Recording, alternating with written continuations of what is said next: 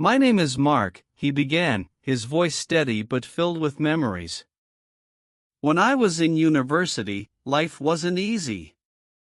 My father was a simple man with a meager salary that barely covered our basic needs. But when I entered university, my daily expenses grew. I suddenly needed books, transportation, meals, things I never thought about before. One day, I went to my father and said, "Dad, I want you to increase the amount you give me monthly." I felt embarrassed asking, but the money I had wasn't enough for anything. My classmates brought delicious food and drinks every day, meals I couldn't afford even once a week. My father listened quietly. Then he said, "Work after university for half a day or during the holidays. Don't let it interfere with your studies. I can't give you more money because I also have to support your siblings." He pointed to my brother Sam and my sister Sonia. They need more money too. I realized he was right. So I told him, "I don't mind working if it will solve the problem. If I find a job, I'll ease your burden and help my siblings. But I don't know what to do. Help me, Dad." My father smiled gently and said something that changed my life. "If you want to succeed, do what you love. Stay away from what you don't love." But that confused me even more. What did I love? I had never worked before. I asked my siblings for advice. Sonia said, "You love spicy food. Open a spicy food restaurant or a seafood place." I stared at her. "Do you know how much that would cost?" She shrugged. "I don't know." That night, I tossed and turned in bed, unable to sleep. I stared at the ceiling and whispered, "Oh God, help me. How can I open a restaurant with no money, no experience? What should I do?" The next morning, I woke from a beautiful dream. I saw myself owning a restaurant, sitting in the manager's chair, customers everywhere, money flowing in. The dream filled me with energy, confidence, and excitement. At university that day, I was sitting with my friends in a cafe. I must have dozed off, because suddenly John pushed a sandwich toward me. "Take this, it's for you."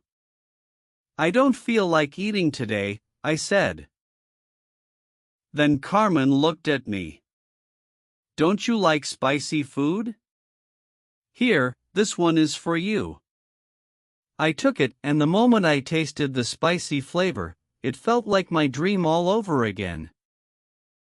While sipping tea, I asked Carmen, "Do you like spicy food? How do you make it?" She laughed. "It's easier than you think. Put chili on anything, and it becomes spicy." A few days later, I watched my mother preparing lunch. She had fresh chili peppers and crushed red pepper on the counter. I asked her the difference, and she explained everything: how fresh chili is used in salads and dishes, while crushed chili is used for sandwiches and quick meals. Every piece of information felt like a building block for my future. The next Monday at the cafe, Carmen gave me another spicy sandwich. Again, it was perfect. I asked her so many questions that she finally asked, "Why do you want to know all this?" So I told her everything: my dream, my father's advice, my confusion. She said, "You can't please everyone. Some like spicy, some don't. But if you want experience, start from scratch.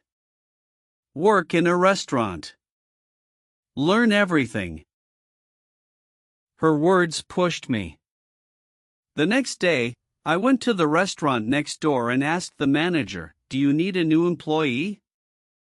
He said, "Do you have experience?" I replied honestly, "No." "Good," he said. "We need a cook's assistant." It felt like fate. I accepted immediately. I worked every day from 5 p.m. to midnight.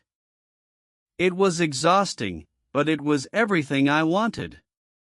A year later, I proudly made sandwiches for my friends. They all loved them. When I returned to work the next day, my manager said the chef was sick. He asked me to replace him temporarily. I agreed without hesitation. "Then find yourself an assistant," he said. "If the customers like the food, I'll give you a raise." I immediately called Carmen. "Want to work with me?" "Absolutely," she said. Together, we created new dishes every day. The manager told us, "You two are the best employees I have." With my income, I helped my siblings whenever they needed money and saved the rest. After I graduated, there was only one dream left. I told Carmen, "I want us to buy land and build a restaurant together." She said, "But where will we get the money?" I replied, "From my savings and yours." We combined our savings and built our first restaurant. On opening day, the place was full, and people loved our food. Our customer base grew day by day. Life felt perfect. But not everything stays perfect. One morning, I woke up to the worst news. A massive fire had destroyed everything.